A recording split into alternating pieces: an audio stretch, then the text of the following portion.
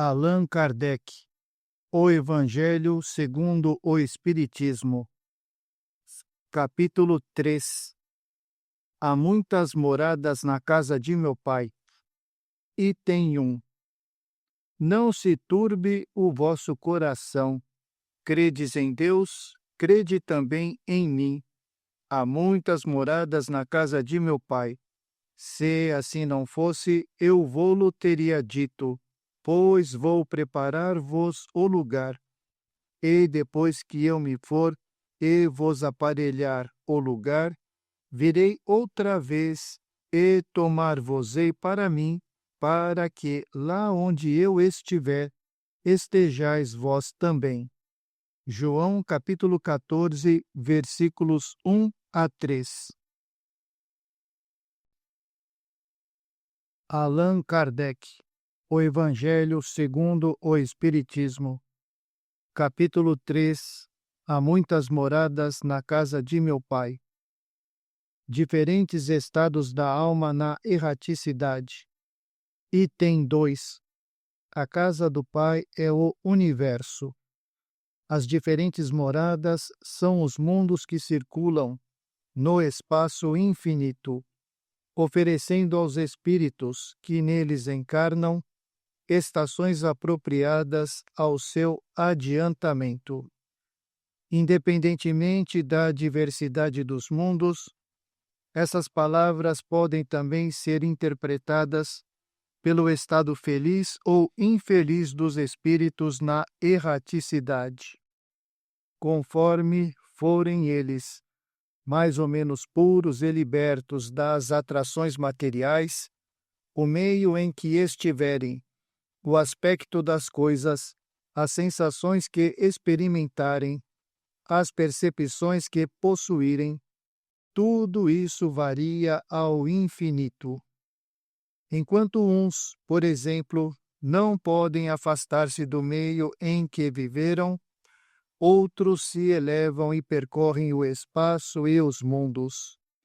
Enquanto certos espíritos culpados erram nas trevas, os felizes gozam de uma luz resplandecente e do sublime espetáculo do infinito. Enquanto, enfim, o malvado, cheio de remorsos e pesares, frequentemente só, sem consolações, separado dos objetos da sua afeição, geme sob a opressão dos sofrimentos morais. O justo, junto aos que ama, goza de indizível felicidade. Essas também são, portanto, diferentes moradas, embora não localizadas nem circunscritas.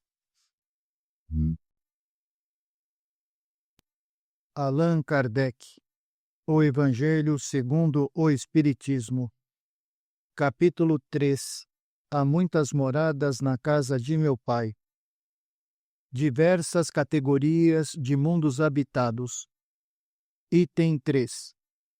Do ensinamento dado pelos Espíritos, resulta que os diversos mundos possuem condições muito diferentes uns dos outros, quanto ao grau de adiantamento ou de inferioridade dos seus habitantes.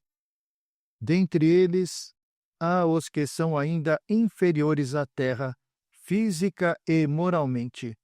Outros estão no mesmo grau e outros lhes são mais ou menos superiores em todos os sentidos.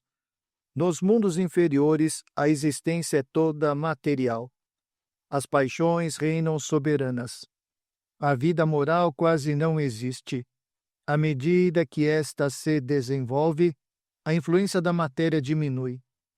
De maneira que, nos mundos mais avançados, a vida é, por assim dizer, toda espiritual. Item 4.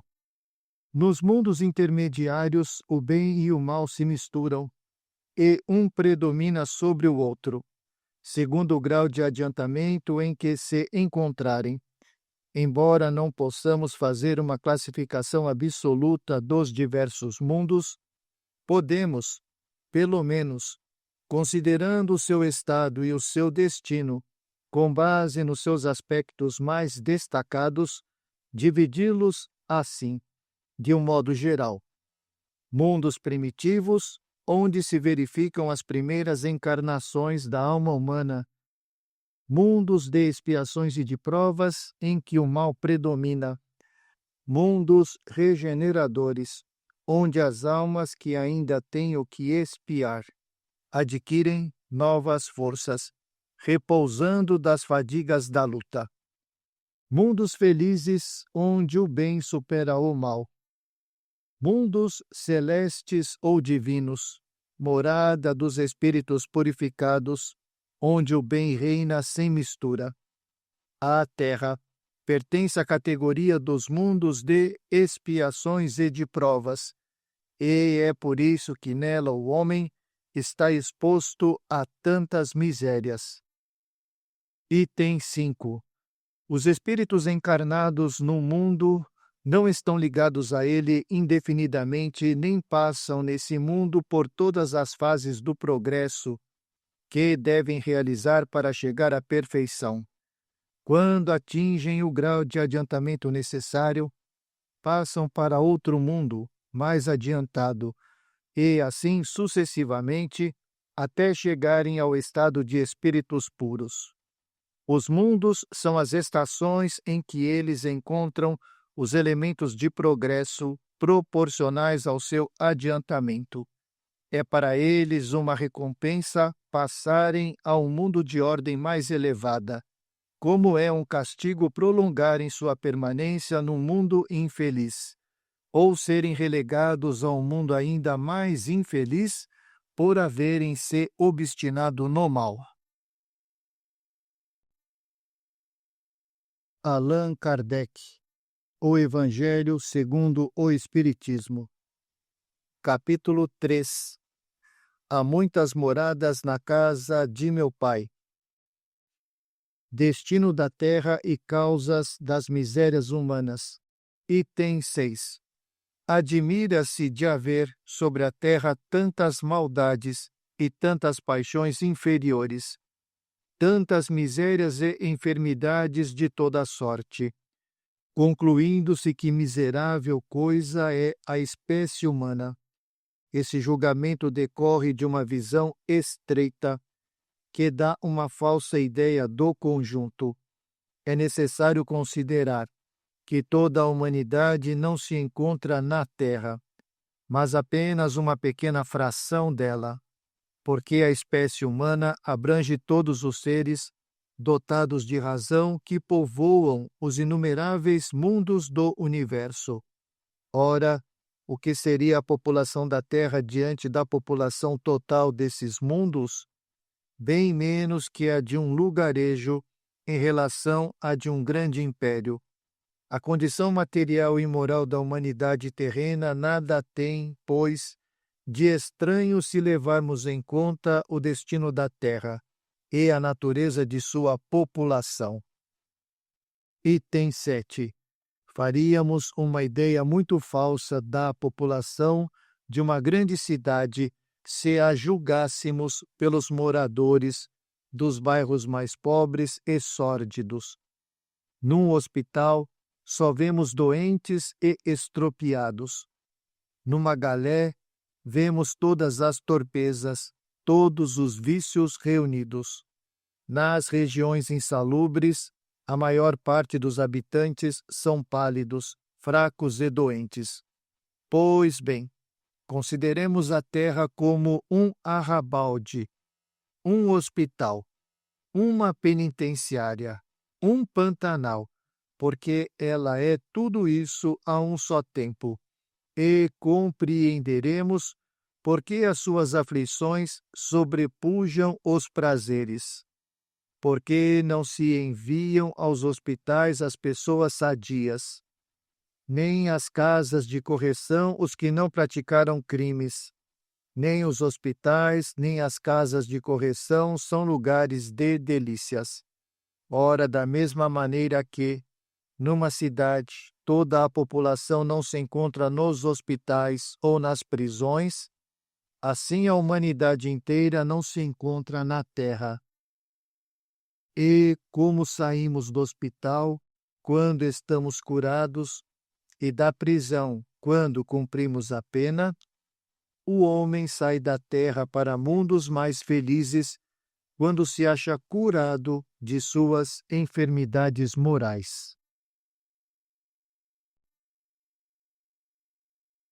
Allan Kardec, O Evangelho segundo o Espiritismo, capítulo 3. Há muitas moradas na casa de meu Pai. Instruções dos Espíritos. Mundos superiores e mundos inferiores. Resumo do ensinamento de todos os espíritos superiores. Item 8.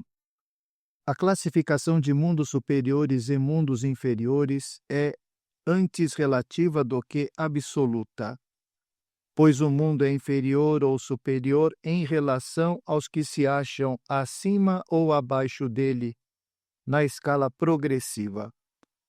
Tomando a Terra como ponto de comparação, pode fazer-se uma ideia do estado de um mundo inferior, supondo seus habitantes no grau evolutivo dos povos selvagens e das nações bárbaras que ainda se encontram em nosso planeta, como restos do seu estado primitivo. Nos mundos mais atrasados, os homens são de certo modo rudimentares. Possuem a forma humana, mas sem nenhuma beleza. Seus instintos não são temperados por nenhum sentimento de delicadeza ou benevolência, nem pelas noções do justo e do injusto. A força bruta é sua única lei. Sem indústrias, sem invenções, dedicam sua vida à conquista de alimentos. Não obstante, Deus não abandona nenhuma de suas criaturas. No fundo tenebroso dessas inteligências encontra-se, latente, a vaga intuição de um ser supremo mais ou menos desenvolvida. Esse instinto é suficiente para que uns se tornem superiores aos outros, preparando-se para a eclosão de uma vida mais plena, porque eles não são criaturas degradadas, mas crianças que crescem. Entre esses graus inferiores e mais elevados, há inumeráveis degraus, e entre os espíritos puros, desmaterializados e resplandecentes de glória, é difícil reconhecer os que animaram os seres primitivos, da mesma maneira que, no homem adulto, é difícil reconhecer o antigo embrião. Abre parênteses, ver nota explicativa no final deste livro, fecha parênteses. Item 9. Nos mundos que atingiram um grau superior de evolução, as condições da vida moral e material são muito diferentes das que encontramos na Terra. A forma dos corpos é sempre, como por toda parte, a humana, mas embelezada, aperfeiçoada e, sobretudo, purificada. O corpo nada tem da materialidade terrena e não está, por isso mesmo, sujeito às necessidades, às doenças e às deteriorações decorrentes do predomínio da matéria. Os sentidos mais sutis têm percepções que a grosseria dos nossos órgãos sufoca. A leveza específica dos corpos torna a locomoção rápida e fácil. Em vez de se arrastarem penosamente sobre o solo, eles deslizam, por assim dizer, pela superfície ou pelo ar, pelo esforço apenas da vontade, à maneira das representações dos anjos ou dos manes dos antigos nos campos elíseos. Os homens conservam à vontade os traços de suas existências passadas e aparecem aos amigos em suas formas conhecidas, mas iluminados por uma luz divina, transfigurados pelas impressões interiores, que são sempre elevadas. Em vez de rostos pálidos, arruinados pelos sofrimentos e pelas paixões, a inteligência e a vida esplendem com esse brilho que os pintores traduziram pela auréola dos santos. A pouca resistência que a matéria oferece aos espíritos, já bastante adiantados, facilita o desenvolvimento dos corpos e abrevia ou quase anula o período de infância. A vida, isenta de cuidados e angústias, é proporcionalmente muito mais longa que a da Terra. Em princípio, a longevidade é proporcional ao grau de adiantamento dos mundos. A morte não tem nenhum dos horrores da decomposição e, longe de ser motivo de pavor, é considerada como uma transformação feliz, pois não existem dúvidas quanto ao futuro. Durante a vida, não estando a alma encerrada numa matéria compacta, irradia e goza de uma lucidez que a deixa num estado quase permanente de emancipação, permitindo a livre transmissão do pensamento. Item 10. Nos mundos felizes, as relações de povo para povo, sempre amigáveis, jamais são perturbadas pelas ambições de dominação e pelas guerras que lhes são consequentes. Não existem senhores nem escravos, nem privilegiados de nascimento. Só a superioridade moral e intelectual determina as diferentes condições e confere a supremacia. A autoridade é sempre respeitada, porque decorre unicamente do mérito e se exerce sempre com justiça. O homem não procura elevar-se sobre o seu semelhante, mas sobre si mesmo, aperfeiçoando-se. Seu objetivo é atingir a classe dos espíritos puros, e esse desejo incessante não constitui um tormento, mas uma nobre ambição que o faz estudar com ardor para os igualar. Todos os sentimentos ternos e elevados da natureza humana apresentam-se engrandecidos e purificados. Os ódios, as mesquinharias do ciúme, as baixas cobiças da inveja são ali desconhecidos. Um sentimento de amor e fraternidade une a todos os homens, e os mais fortes ajudam os mais fracos. Suas posses são correspondentes às possibilidades de aquisição de suas inteligências, mas ninguém sofre a falta do necessário, porque ninguém ali se encontra em expiação. Em uma palavra, o mal não existe. Item 11. No vosso mundo tendes necessidade do mal para sentir o bem, da noite para admirar a luz, da doença para apreciar a saúde. Lá, esses contrastes não são necessários. A eterna luz, a eterna bondade e a paz eterna da alma proporcionam uma alegria eterna que nem as angústias da vida material, nem os contatos dos maus que ali não têm acesso poderiam perturbar. Eis o que o espírito humano só dificilmente compreende. Ele foi engenhoso para pintar os tormentos do inferno, mas jamais pôde representar as alegrias do céu. E isso por quê? Porque, sendo inferior, só tem experimentado penas e misérias. Não pode entrever as claridades celestes. Ele não pode falar daquilo que não conhece, mas, à medida que se eleva e se purifica, o seu horizonte se alarga, e ele compreende o bem que está à sua frente, como compreendeu o mal que deixa para trás. Item 12.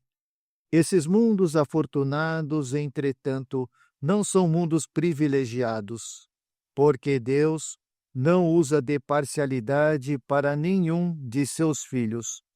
A todos concede os mesmos direitos e as mesmas facilidades para chegarem até lá. Fez que todos partissem do mesmo ponto e não dota a uns mais do que aos outros. Os primeiros lugares são acessíveis a todos. Cabe-lhes conquistá-los pelo trabalho, atingi-los o mais cedo possível ou se abandonarem durante séculos e séculos no meio da escória humana. Allan Kardec, O Evangelho segundo o Espiritismo. Capítulo 3. Há muitas moradas na casa de meu Pai. Instruções dos Espíritos. Mundos de expiações e de provas. Santo Agostinho, Paris, 1862. Item 13. Que vos direi que já não conheçais dos mundos de expiações, pois que basta considerar a terra que habitais, a superioridade da inteligência, num grande número de seus habitantes, indica que ela não é um mundo primitivo, destinado à encarnação de espíritos ainda mal saídos das mãos do Criador. Suas qualidades inatas são a prova de que já viveram e realizaram um certo progresso, mas também os numerosos vícios a que se inclinam são o indício de uma grande imperfeição moral. Eis porque Deus os colocou no mundo ingrato para expiarem suas faltas por meio de um trabalho penoso e das misérias da vida, até que se façam merecedores de passar para um mundo mais feliz. Item 14. Não obstante, não são todos os espíritos encarnados na Terra que se encontram em expiação. As raças que chamais selvagens constituem-se de espíritos apenas saídos da infância e que estão, por assim dizer, educando-se e desenvolvendo-se ao contato de espíritos mais avançados. Vêm a seguir as raças semicivilizadas, formadas por esses mesmos espíritos em progresso. Essas são, de algum modo, as raças indígenas da Terra, que se desenvolveram pouco a pouco através de longos períodos seculares, conseguindo algumas atingir a perfeição intelectual dos povos mais esclarecidos. Os espíritos em expiação aí estão, se assim nos podemos exprimir, como estrangeiros. Já viveram em outros mundos, dos quais foram excluídos por sua obstinação no mal, que os tornava causa de perturbação para os bons. Foram relegados por algum tempo entre os espíritos mais atrasados, tendo por missão fazê-los avançar, porque trazem uma inteligência desenvolvida e os germes dos conhecimentos adquiridos. É por isso que os espíritos punidos se encontram entre as raças mais inteligentes, pois são estas também as que sofrem mais amargamente as misérias da vida. Por possuírem mais sensibilidade e serem mais atingidas pelos atritos do que as raças primitivas, cujo senso moral é mais obtuso. Abre parênteses, nota, ver nota explicativa no final deste livro, fecha parênteses. Item 15. A Terra nos oferece, pois, um dos tipos de mundos expiatórios em que as variedades são infinitas, mas tem por caráter comum servirem de lugar de exílio para os espíritos rebeldes às leis de Deus. Nesses mundos, os espíritos exilados têm de lutar, ao mesmo tempo, contra a perversidade dos homens e a inclemência da natureza, trabalho duplamente penoso que desenvolve a uma só vez as qualidades do coração e as da inteligência. É assim que Deus, na sua bondade, torna o próprio castigo proveitoso para o progresso do espírito. Santo Agostinho. Allan Kardec. O Evangelho segundo o Espiritismo. Capítulo 3. Há muitas moradas na casa de meu Pai.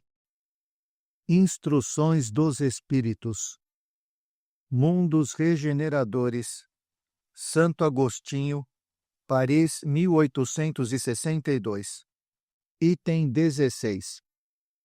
Entre essas estrelas que cintilam na abóbada azulada, quantas delas são mundos, como o vosso, designados pelo Senhor para expiação e provas, mas há também entre elas mundos mais infelizes e melhores, como há mundos transitórios, que podemos chamar de regeneradores. Cada turbilhão planetário girando no espaço em torno de um centro comum arrasta consigo mundos primitivos de provas de regeneração e de felicidade. Já ouvistes falar desses mundos em que a alma nascente é colocada ainda ignorante do bem e do mal, para que possa marchar em direção a Deus, senhora de si mesma, na posse do seu livre arbítrio. Já ouvistes falar das amplas faculdades de que a alma foi dotada para praticar o bem. Mas, ai, existem as que sucumbem. Então Deus, que não quer aniquilá-las, permite-lhes ir a esses mundos em que, de encarnações e encarnações, podem fazer-se novamente dignas da glória a que foram destinadas. Item 17. Os mundos regeneradores servem de transição entre os mundos de expiação e os felizes. A alma que se arrepende, neles encontra a paz e o descanso, acabando por se purificar. Sem dúvida, mesmo nesses mundos, o homem ainda está sujeito às leis que regem a matéria. A humanidade experimenta as vossas sensações e os vossos desejos, mas está isenta das paixões desordenadas que vos escravizam. Neles não há mais o orgulho que emudece o coração, a inveja que o tortura e o ódio que o asfixia. A palavra amor está escrita em todas as frontes. Uma perfeita equidade regula as relações sociais. Todos manifestam a Deus e procuram elevar-se a Ele, seguindo as suas leis. Nesses mundos, contudo, ainda não existe a perfeita felicidade, mas a aurora da felicidade. O homem ainda é carnal e, por isso mesmo, sujeito às vicissitudes de que só estão isentos os seres completamente desmaterializados. Ainda tem provas a sofrer, mas estas não se revestem das pungentes angústias da expiação. Comparados à terra, esses mundos são mais felizes e muitos de vós gostariam de habitá-los, porque representam a calma após a tempestade, a convalescença após uma doença cruel. Menos absorvido pelas coisas materiais, o homem entrevê melhor o futuro do que vós. Compreende que são as outras as alegrias prometidas pelo Senhor aos que se tornam dignos, quando a morte ceifar novamente os seus corpos, para lhes dar a verdadeira vida. É então que a alma liberta poderá pairar sobre os horizontes.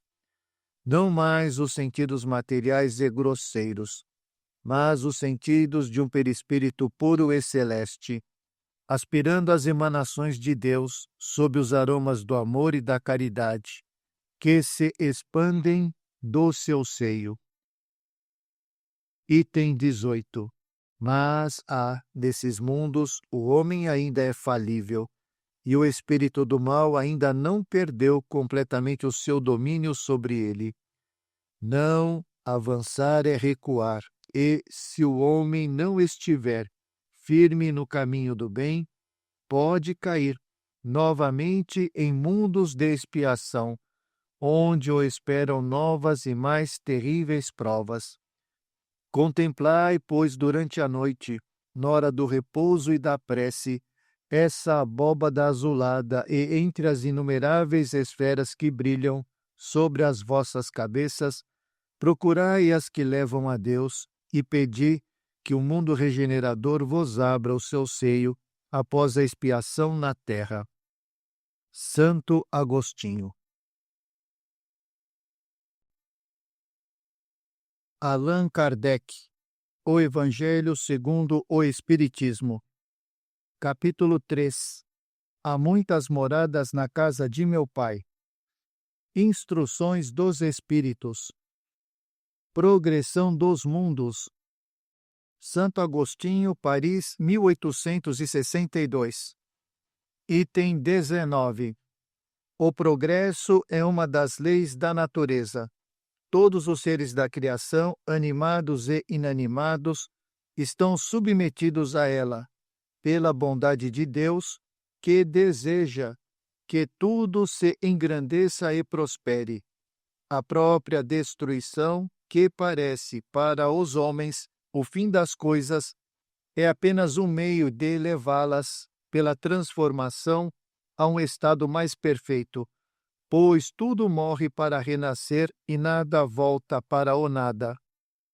Ao mesmo tempo que os seres vivos progridem moralmente, os mundos em que eles habitam progridem materialmente.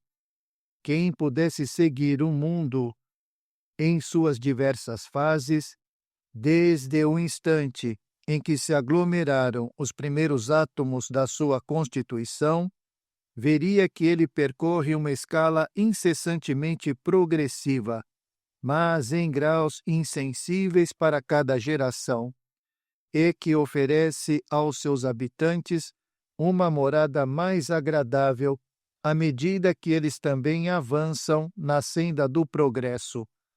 Assim marcham, paralelamente, o progresso do homem, dos animais, seus auxiliares, o dos vegetais e o das formas de habitação, porque nada fica estacionário na natureza.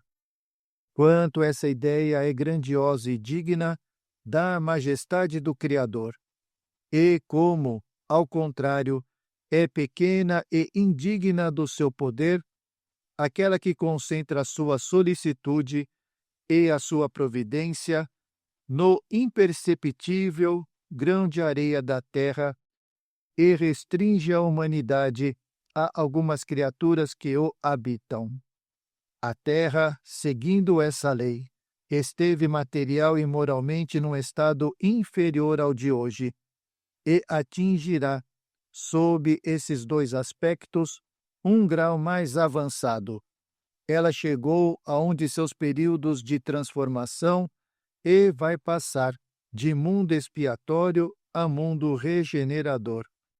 E então os homens encontrarão nela a felicidade, porque a lei de Deus a governará.